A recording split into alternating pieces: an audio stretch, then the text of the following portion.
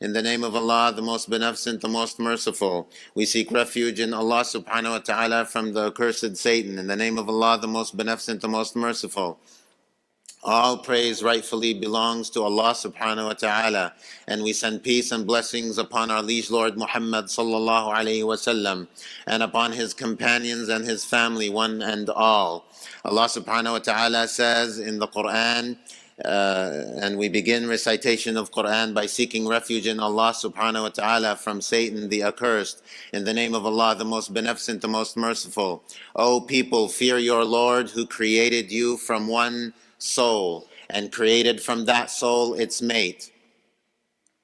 And from the two spread many men and women, and fear the wombs that bore you. That means keep the family ties strong. Verily Allah subhanahu wa ta'ala is watching over you. I give advice to everyone listening and to my own wronging self to remember Allah subhanahu wa ta'ala, to believe in Allah subhanahu wa ta'ala, to put our faith in Allah subhanahu wa ta'ala, and to rely upon Allah subhanahu wa ta'ala, to return to Allah subhanahu wa ta'ala, and to repent to Allah subhanahu wa ta'ala. And I warn others and my own wronging self from disobedience of Allah subhanahu wa ta'ala, and from going against or failing to follow the path and the tradition of the Prophet sallallahu alaihi wasallam. Inshallah, everything comes to an end. And we are now near the end of the sacred month of Ramadan. And all things have their ends. And we can remember from that also that our life will also have an end. And so what are we to do near the end of things, the end of affairs? The Prophet ﷺ said, إِنَّمَا الْأَعْمَالُ بِالْخَوَاتِيمِ. And this is narrated by Ibn Habban, that the actions are by their ends.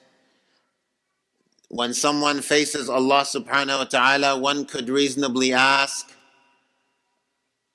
what version of me faces Allah subhanahu wa ta'ala? Every single day there's a different version of you. When Allah caused you to be born and you came out into this world from the womb of your mother, you were a certain version. And when you were a suckling baby, you were a certain version. And then when you were weaned, you were a certain version. And then as a child growing up, you were a certain version. And in your teenage years, you were a certain version. And in your young adult life, you were a certain version. And inshallah, the goal and the hope and the prayer that we have for Allah, to Allah subhanahu wa ta'ala, and we ask that He answers this prayer, is that every version of us is getting better and better. Every version of us is getting closer to Allah subhanahu wa ta'ala. And so the question, since there's not really one person, the connection between each person that you have been throughout your life and the person that you are now is kind of, to some degree, an imagination. We imagine the connection, but we're actually a different person all the time. Allah subhanahu wa ta'ala is recreating us in every moment, and there can be a difference between the previous version of us and the current version of us. So what is the version of us that faces Allah subhanahu wa ta'ala when we face Him on the Day of Judgment? So those of us that are engineers, you could think of it as a vector or something in MATLAB or something, and you could take all the elements in the MATLAB vector and you could take the average. You could take a running average of the last 10 samples. You could take the average of all the whole, 1 million samples. What's the version that faces Allah subhanahu wa ta'ala? And so in this hadith, the Prophet sallallahu alaihi wasallam is informing us that the version of us that faces Allah subhanahu wa ta'ala is the last version. The version upon which we die. And so Allah subhanahu wa ta'ala gives us, and it's part of the mercy of Allah subhanahu wa ta'ala, that He gives us this life and this whole opportunity to grow and to become something better. And then inshallah, at the end of our life, we reach that pinnacle, if hopefully that is what we're doing and we're working towards. Hopefully we ask Allah subhanahu wa ta'ala to make that be the reality for us, that in that last version of us that faces Allah subhanahu wa ta'ala when we die, that's the best version of us. إِنَّمَا الْأَعْمَالُ بِالْخَوَاتِيمِ. Things are by their ends. The actions are by their ends. The Prophet ﷺ also said in a hadith in Muslim in the same meaning, يُبْعَثُ كُلُّ عَبْدٍ عَلَى مَا مَاتَ عَلَيْهِ. Every servant of Allah subhanahu wa ta'ala is resurrected upon that which they died upon. They're resurrected upon that which they died upon. Now there's many beautiful things that comes from this. One of the beautiful things is, don't let your past hold you back. That's one of the tricks of the shaitan. People who have done sins, that have done wrong, that have had a previous life, and all of us have things we have done that we regret. All of us have something we did that we are not proud of. All of us have something that we have done, maybe many things that we have done that we are ashamed about. And it's a trick of the shaitan, it's a trick of Satan, it's a trick of the demonic realities in the world to remind us of those things, to make those things be like a yoke on our neck, dragging us down, like a weight, causing us to sink to the bottom of the abyss. But what the Prophet ﷺ is telling us here is that your past doesn't define who you are. It's the moment that you die upon that defines how you will face Allah subhanahu wa ta'ala. So don't look to the past, always look to the future. Repent for the past and look to the future.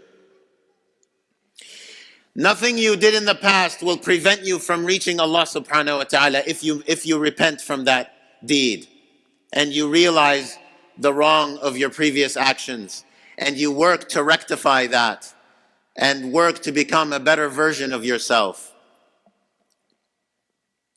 So what do we learn from this concept?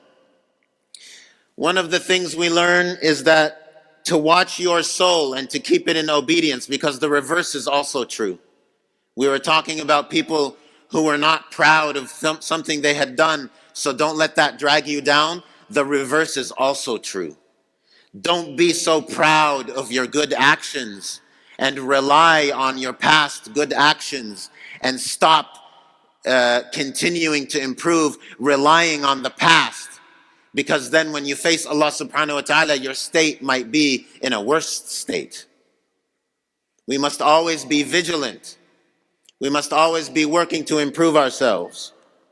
So one of the things we learn from this is to watch your soul and to never feel complacent about your state, about your spiritual reality. Another thing we learn is to repent to Allah subhanahu wa ta'ala, because by repentance we turn previous sins into good deeds. How's that? Well, Allah subhanahu wa ta'ala commanded us to repent. And so the fact that Allah subhanahu wa ta'ala allowed a sin to come from us was Allah subhanahu wa ta'ala's opening an avenue for us to repent to Him, to return to Him subhanahu wa ta'ala. Because if we were always obedient, we would not have this opportunity to do the greatest of deeds, which is repentance for the past. So one of the things we learn from this is to repent and to turn to Allah subhanahu wa ta'ala. When you fall off the horse, you just get back on the horse.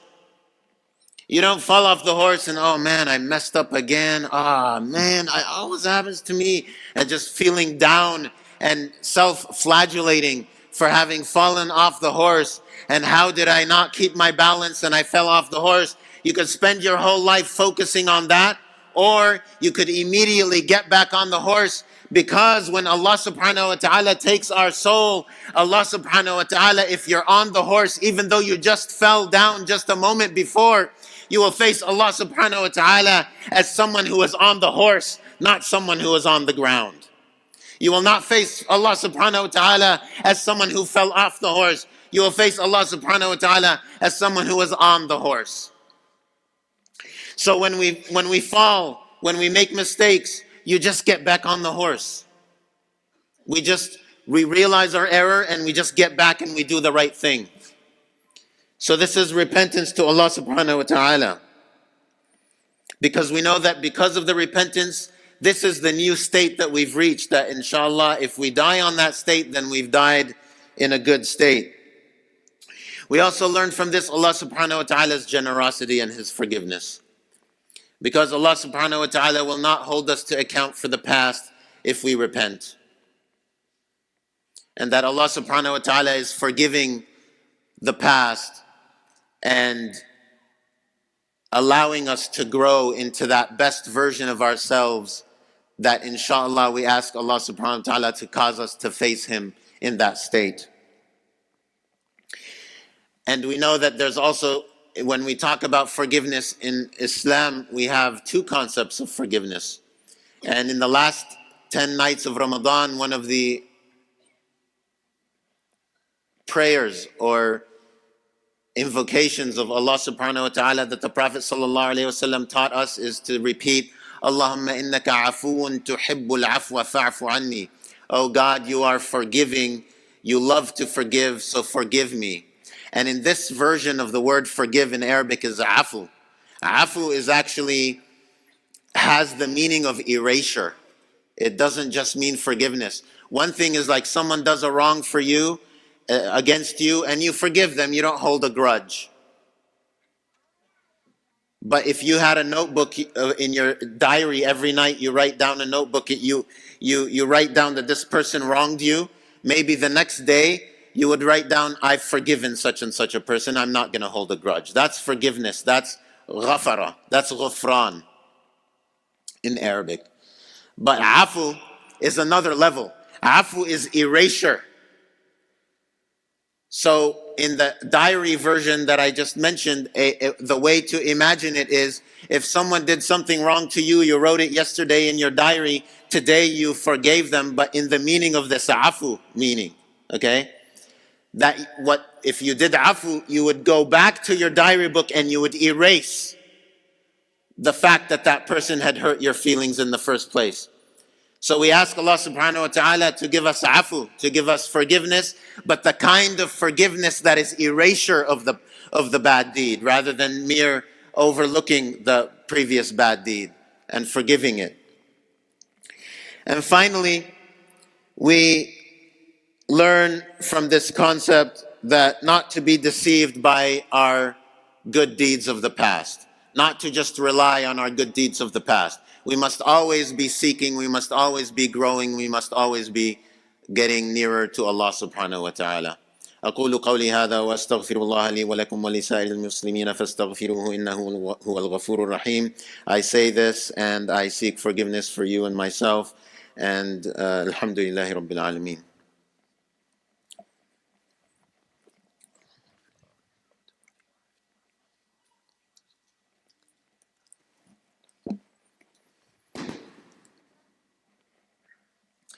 أعوذ بالله من الشيطان الرجيم بسم الله الرحمن الرحيم الحمد لله رب العالمين والصلاة والسلام على أشرف الأنبياء والمرسلين وعلى آله وأصحابه أجمعين.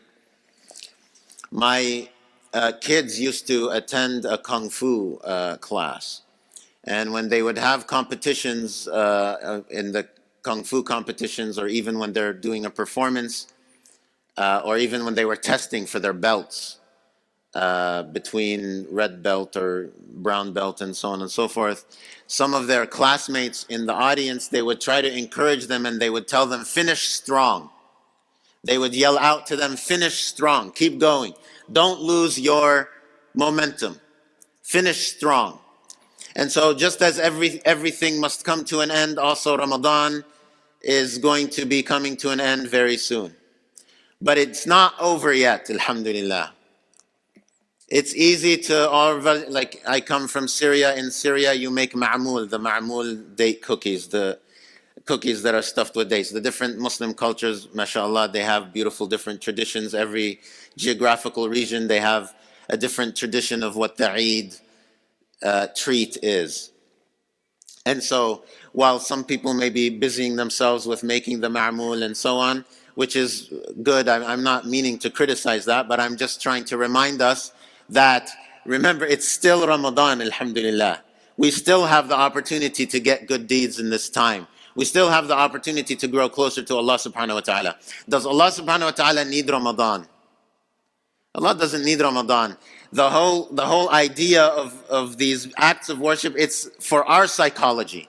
We as humans, we don't have the capacity to be 100% of the time. There are amazing awliya of Allah subhanahu wa ta'ala. I know of a man who literally fasted every day except for the day of Eid. And you could criticize that because the Prophet told one of his companions not to do that. But this is the level of iman this person had. And even on Eid day, he would not eat anything, and just minutes before the sunset, he would drink some water so that it wouldn't be fasting. So that technically, because it's haram, it's literally haram to fast on Eid day, he wouldn't eat anything all day, and then minutes before the sun's about to set, he would get a sip of water. Okay, I didn't fast. So there's people like that. They're on all four cylinders 24/7. But those are rare. Those are rare people who are like that. The majority of people are like me. We get bursts of energy and then we need to chill out. We can't keep it up. And so Allah subhanahu wa ta'ala, He makes Ramadan just be 1 month in the year so that we can be intense during this time, because we can't be intense all the time. We just have to pray 5 times a day. We don't have to be always praying all the time. Jum'ah is just once a week. We don't have to gather in this way at all times. The intensity would be too much for the vast majority of us. Hajj just one time in lifetime. And so these opportunities are opportunities for our own human psychology to give us something to work towards, to give us a time frame, to give us a deadline, to focus on something. And so many people are trying to do a khatam of Quran in Ramadan. And so now we know there's only a few days left. You got to get that khatam in before the end of Ramadan. Many of us have been trying to give charity during Ramadan. And so there's only a few days left. Let's get in some more charity before the end of Ramadan. Let's get in more remembrance of Allah subhanahu wa ta'ala before the end of Ramadan. If we didn't have the chance to do much tahajjud, let's this last 2 or 3 nights of Ramadan, let's get in some tahajjud. Just when you wake up for suhoor, try to do 5 minutes before suhoor, do a little bit more extra. So just like they encouraged each other in the Kung Fu class of my children, let's finish strong. Let's finish this Ramadan strong, because the affairs are by the end. Just like we said about our entire life, also we can take an ishara, we can take an indication from that also the Ramadan is by the end. Let's finish strong. Let's add some more few things that we can do in these last few days and give ourselves that last push and keep it strong till the end, inshallah. And the ulama, and I advise, I don't know that I've ever practiced this myself, but I give the advice, perhaps someone better than me will hear it and implement this advice. The ulama even say that doing tahajjud the night of Eid is actually a very blessed thing to do also. So even the night of Eid, just as everyone's celebrating, just give a little extra time on the side to do some tahajjud before the Fajr on the morning of Eid, to do some extra tahajjud. Alhamdulillahi Rabbil Alameen. والصلاة والسلام على أشرف الأنبياء والمرسلين والحمد لله رب العالمين سبحان ربك رب العزة عما يصفون وسلام على المرسلين والحمد لله رب العالمين اللهم أصلح أمور المسلمين اللهم أصلح أمور المسلمين اللهم أصلح أمور المسلمين اللهم إنك عفو تحب العفو فاعف عنا اللهم إنك عفو تحب العفو فاعف عنا اللهم إنك عفو تحب العفو فاعف عنا اللهم علمنا ما ينفعنا وانفعنا بما علمتنا وزدنا علما وعملا وفقها في الدين اللهم تقبل منا صيامنا اللهم تقبل منا قيامنا اللهم تقبل منا تلاوتنا للقرآن Ya Arhamar Rahimeen. We ask Allah subhanahu wa ta'ala, you are forgiving, so forgive us, Ya Allah. We ask Allah subhanahu wa ta'ala to accept from us our fasting in this month. We ask Allah subhanahu wa ta'ala to accept from us our standing in prayer in this month. We ask Allah subhanahu wa ta'ala to accept from us our recitation of Quran in this month. We ask Allah subhanahu wa ta'ala to teach us that which is beneficial, and to benefit us from that which He has taught us, and to increase us in knowledge and practice of religion. Walhamdulillahi Rabbil Alameen.